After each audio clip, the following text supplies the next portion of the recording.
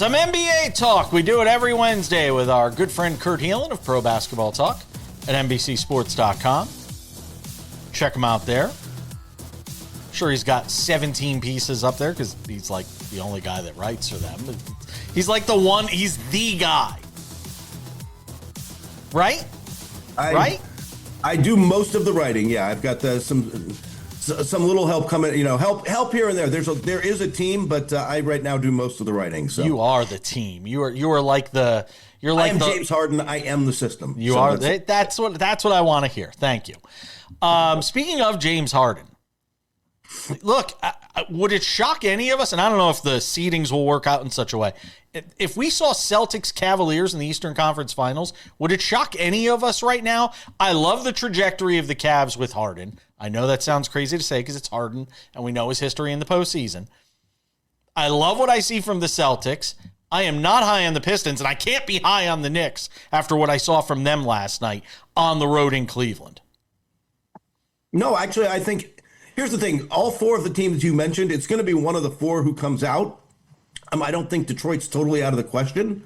They had a really standout game against this week against the Knicks as well. So, you could make a case for any of those four. There's also what's crazy is they're all four flawed. They're all four you can make the case against any of them. And I think Cleveland's weak, where you see them have the good game last night, have the beat the pants off the Knicks and look impressive, and then get smoked by the Spurs. Just smoked. And Spurs are smoking they've won 9 in a row. Look what they did against Detroit. I think there's a gap between the top of the West and the top of the East. Yes. But in that East, those top four, I can make the case for any of them, and it's really going to come down to health. It's going to come down to can the Knicks hit a few shots? But I'm beginning to think, and I think you mentioned this in a short recently, if Tatum's healthy, I might pick the Celtics, or relatively healthy, and can accept his role. That might be the best team to come out of there. And Cleveland, as weird as it sounds, with Harden, it just scares you, right? Because it's not like Cleveland doesn't have a history of playoff mess-ups without LeBron, and then you add James Harden to the mix, that'll solve the problem. So, you keep waiting for the bottom to fall out on that. But during the regular season, they've looked great.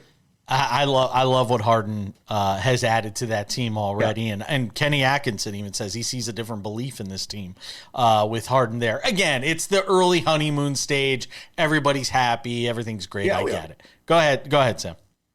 Kurt, you mentioned the Celtics, and we talk about the Cavs, and we talked about it last week. Jared Allen continuing to look incredible with James Harden in that system. But with regard to the Celtics, Kurt, this is a team that just continues to win basketball games. Jason Tatum continues to rehab this Achilles, and it looks like he's still getting ready to come back. Where are you at with the Celtics? Obviously, you said that they could contend for the East, but where are you at with them with regard to the entire Jason Tatum situation? When do you expect they could bring him back? Should they bring him back? What does the run-in for him look like going into the playoffs? Hey, 7 questions in one. That ought to work well. Go ahead, Kurt. Yeah, no, with him, I saw them this weekend in LA when they beat the Lakers, and the first thing that hits you is this is just a professional team that knows who it is, knows what they want to do, and executes it like they're a championship team. Even the core of this team, Pritchard and Jaylen Brown and Derek White and on down, they've got rings. They know what it takes. They've been there. I'll say this. Tatum's on the trip. And two things. They don't trade for Vucevic. They don't trade a wing in Anthony Simons for Vucevic at the deadline. And you don't have him playing a bunch of 5-on-5 unless he's there. They're refusing to put a timeline on this. They're saying all the vague things, but their actions are those of a team that expect him back at some point in March. And if he can come in and he's got to accept the role. He is not going to be the man now. He's going to be the number 2 guy to Jaylen Brown. If he can get into that role and thrive, that is just a team that knows how to play basketball right now. Is there anything real quick, one more on the Celtics, because then I want to ask you one about the Knicks. Is there anything that tells you in Jason Tatum's DNA that he will be uncomfortable with taking the role that you describe? I don't think so. I think part of what's going on in his comments are man, I don't want to mess up what they're doing. They're rolling. This is a good team right now. They have, look, if he doesn't come back, if they choose not to have him back this year, which is look, man, if it's close and it's, like, I think we've all been like, if you're not 100%, don't do it. If he doesn't come back, they still got a legitimate, like, they could win the East without him. They're yes, that good. That's what I said. They're legit. They have a legitimate chance. I think he is somebody who understands that and would accept the role. Like, I don't think his ego is, I got to be the man. But if he's the number 2 option, if Jaylen Brown is driving, they get the defense in a blender in rotation, you kick it out to Tatum to ISO or hit the jumper, I think he's willing to take that role. Yeah, and Peyton Pritchard's been really good too. On the Knicks, is this just a case of a group that is so comfortable in their own skin that they feel like they can get to the postseason and flip a switch? Because at times it feels like that's sort of what this team is, just going through the motions. They know what it takes once they get to the postseason and thinking they can just flip the switch. And how dangerous is that? Those teams tend to not be able to flip the switch, right? Like, there are exceptions. 2001 Lakers with Shaq and Kobe. There are exceptions to the rule, right? But those teams tend to flame out. And what's frustrating about that team is there are games they look good, and then there are games where they just, like, the offense isn't quite comfortable. They brought in Mike Brown to change the offense. It was too stagnant or whatever, too much Jaylen Brown pounding the ball, which it was. But I mean, Cat's had a couple of better games lately, but is he really comfortable in the offense? Are they really comfortable in the offense? They're so inconsistent right now, which just makes me really worried about them. And they've got to find a way. I mean, they're babying him now. Mitchell Robinson's got to play a lot in the playoffs. They need him big time. He is so critical for them. He really is. He's such a game changer for them on both sides of the ball, really. Yeah. Kurt Helin's hanging out with us, Pro Basketball Talk at NBCSports.com. He's going to hang out with us for one more segment. We'll get into some stuff from the Western Conference. We had a wild finish last night with the Lakers and Magic, and a lot of people asking what's going on here when it comes to Luka and LeBron. The finish to that game certainly leaving a lot to be desired. If you are a Lakers fan, Kurt and I will get into that. Sam's probably got some more questions as well. As we continue on this Wednesday edition of Sports Wrap Talking NBA with our guy Kurt Helin. Don't go anywhere. Lots more to do.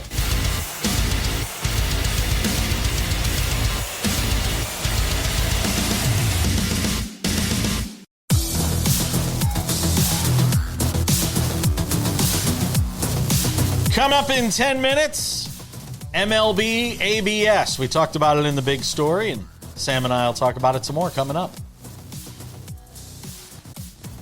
What would be the equivalent? The title now, just ending it. What would be the equivalent? Like, what could the NBA do that would be the equivalent of MLB's ABS system, by the way? I'm just thinking about it. They actually have the Hawkeye technology. They're using more with the tennis technology. They're using more, and they're trying to. What they wanted to do is help make out of bounds calls. Like, did the ball go out of bounds? Who touched it last? It's a little more complex than the tennis system where it's pretty clean, right? Like, here's the line where the ball bounced. But they've got it, and they want to use it more. They're using it on goaltending more this year. Like, they've got the technology. It's just not shown publicly quite the same way. Interesting. See? Lakers last night and this wild finish with the Orlando Magic, where you got Luka getting the ball in like the typical Luka spot for what looked like an open three to try and win the game, down 110, 109. And he passes the ball to LeBron, who's like, why are you giving this to me? Who takes some crazy turnaround shot that clangs off the rim, and a bad loss for the Lakers at home last night to the Magic. 4-4 on a homestand. That's after their Grammy trip. And split by the All-Star game, but that's not good. That's not good enough. Although, frankly, it's what they are. Their record is, what are they, 10 or 11 games above 500, whatever the actual record is. Most of that's because they're now 16-4 in the clutch. They've just been better with Luka. That last play was bizarre because exactly what you said. I think what he said it afterwards. He thought there was a little too much time on the clock. He wanted to hold it a second longer, but you got to take the shot, right? Like, you got to take the good shot when it's there. And it's not LeBron's fault. LeBron got handed a grenade and it was just like got to throw it up and did his best. But Luka, sometimes he overthinks it a little. He's been more complaining than normal, if I guess is the phrase I'm going to say, with the refs. He's just not in a groove right now. He's kind of frustrated, and he's still putting up numbers. He's probably still top 5 in MVP voting at the end of the year. But especially with this roster, he's got to be better because they don't have the margin for error around him to cover this up. There are so many things going on with the Lakers, Kurt, and this is just going to turn into a Lakers segment. No! Because you have this quote that comes out. I don't even know if it was before or after the game, but sometime yesterday. And you and I talked last week about what the ownership change means for the Lakers and how that could change the culture there. But Rob Pelinka is going to stay within his power. And we know the ongoing relationship changes with LeBron James and how they're transitioning to this new era of Laker basketball. But what is the Lakers transition going to look like simply from this year into next year? That's a really good question because, Rob Pelinka is going to, by all accounts, Rob Pelinka is going to hold on to this job for now. He basically, I get the feeling this is the test. This is the summer. I want to see your vision. I want to see you build out this roster around it. LeBron, look, I don't know anybody in the league who doesn't think he goes to Cleveland in some fashion for a farewell tour. I'll put it this way, and I'm not the only person to say this. I think Zach Lowe said this. That's the most likely outcome, or he retires, are both more likely than he comes back to the Lakers. And the only question with Cleveland is how much can they pay him and how do they make the money work? The Lakers' problem is what they need are a whole bunch of Herb Jones kind of players and a bouncy young center. You might be able to get a bouncy young center. There's kind of a glut of centers on the market. They can probably get one this summer. The most in-demand position, the reason Peterson might still go number 1, despite the concerns, is that elite two-way wing players are just hard to come by. There just aren't many of them. There's 29 teams looking for them, and the Lakers need about 3.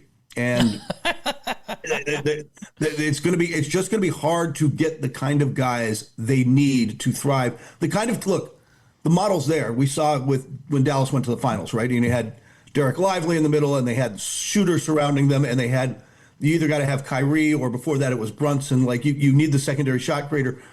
Reeves can be that guy, but you got to have guys, OG Anunobis of the world. You need those kind of guys around them, and everybody wants them, and the price is through the roof. And I don't know how the Lakers start racking them up, but those are the guys they need. Talk me off the idea that I think if I don't know what the odds are on it, I don't have it in front of me, that I think the Spurs are going to wind up being the 1 seed in the West. Talk me off that idea. Why would I talk you off that idea? The only thing that holds them back is that Shea comes back at some point and everybody gets healthy in Oklahoma City and they start winning at a faster pace and you just can't catch them. But I mean, they're 2 games back and they probably own the tiebreaker already. They are playing such great basketball, and such great basketball for a young team. They are so poised. Castle does not.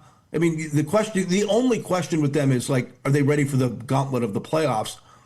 But I'm beginning to think more and more that now that I've seen them a couple times, they are kind of ready. That they've got Harrison Barnes, they've got some veterans in the locker room. This is an old organization, but Victor Wembanyama's, the way he changes a game when he can get in and play 35 minutes a night, just flips the whole script. And them making the finals and winning it all is not out of the question anymore. It is. Before the season, I thought that would have been too big a leap. I no longer think that's too big a leap. I think that they are one of the 3 teams in the West, along with OKC and a theoretically healthy Denver team that are going to win this thing this year. Sam, you got anything? Or otherwise, I have one more point on San Antonio. Go ahead, Jason. Okay. They dismantled Detroit the other night. Yes. On the road in a game where Detroit basically said, we are going to bully and muscle Wemby that whole game. They didn't wither at all in that spot. No. I mean, that one was a real eye opener to me as in if they get to the NBA Finals, they can beat whoever comes out of the East. Yes, absolutely. And like I said, their maturity is there. their maturity is their willingness to fight through the physicality. Like, you can be physical. That's the book on Wemby right now. Be physical with him. He still had 11 points and a handful of rebounds, and 4 blocks in the fourth, and a couple of blocks that nobody else on the planet makes. Like, a couple of those on Cunningham where he's like, I'm going to put the floater over you. Nobody can block this. Okay, well, there's one guy on the planet that can block this shot. By the way, that game was also pointed out the problems in Detroit and why some of us are not as high on them. The lack of shooting and the lack of a secondary creator when you bottle up, 5 of 26 from Cade. Who's the other guy who creates? It can't be Duran. They need that guy. How much of it is an embarrassment of riches to be able to go from Greg Popovich to Mitch Johnson? I mean, there are teams that cycle through coaches, it feels like, every damn year. And they're able to go from Pop to this guy who's going to be there for at least the next decade. Yeah, and it's funny. The first year, last year, there was a lot of questions around the league about how long he was going to last. He got thrown into the gig, 7 games into the season, whatever it was. And looks like he's been there forever. Looked like he was lost a little bit last year. And they're like, man, I don't know that he's that good. I don't know, they're going to stick with him for a bit because they're a loyal organization. But is he really the guy? Was really the question. And he answered it. Yeah, he's ready. He's ready for the job. He's ready for the role now. It took a year for him to find his footing. But, yeah, he looks great in that job now. And really kind of clever X's and O's stuff to use to get them into spots. Kurt, we kind of talked about it, and we didn't have enough time at the end of the segment, but we've talked about it in the past. We talked about it last week. We're staring down the barrel still, even more so at this point, of an all NBA team, an all NBA set of teams that has no Luka, no Shea, no Wemby, and no Joker on any of them. Is there any hope that this stupid 65-game rule is just going to be completely done with even before we get to the end of this season? Not before this season. It is locked in for this season. If, as you say, and it is distinctly possible, right? Like, if Shea and Jokic and Wemby end up not qualifying, and Giannis is already not qualified, and although he's missed so many games, frankly, he would have been in real trouble anyway. And we end up giving the MVP to Cade Cunningham, who's been fantastic. Like, I don't want to shade Cade here, but Cade gets it as default because he's the best guy left standing. There's going to be some real pushback, and then we'll see if there's changes in the summer, because that would be a mess if that were the case. But it's not happening this year. This is going to be interesting, and it's going to be interesting to watch those guys who would normally get time off at the end of the season, right? Like, there'd be games where they'd just get off. No, Wemby's got to play 20-something minutes. Like, I think he can only miss a couple more, as Jokic can miss one more. Like these guys have to play pretty much every night. Last one for me. We talk about the Thunder and the Spurs, and that really does feel like the 1A and 1B, however you want to rank them out there in the West. Do you give the Rockets a shot? Do you give Denver a shot? Is there anybody else? And maybe Denver's the team, because if they're healthy with Jokic and everybody there, is that the only other team you can see coming out of the West, if not the Thunder or the Spurs?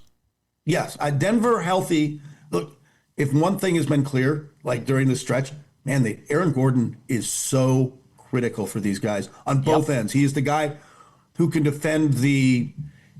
can bang inside, but also step out and defend a Kawhi Leonard kind of wing, or Jaylen Brown. Like, they miss that. Plus, he's just glue on offense. He's just, what do you need? Rebounds? You need cuts? You need whatever you need. Some shooting? They can do it.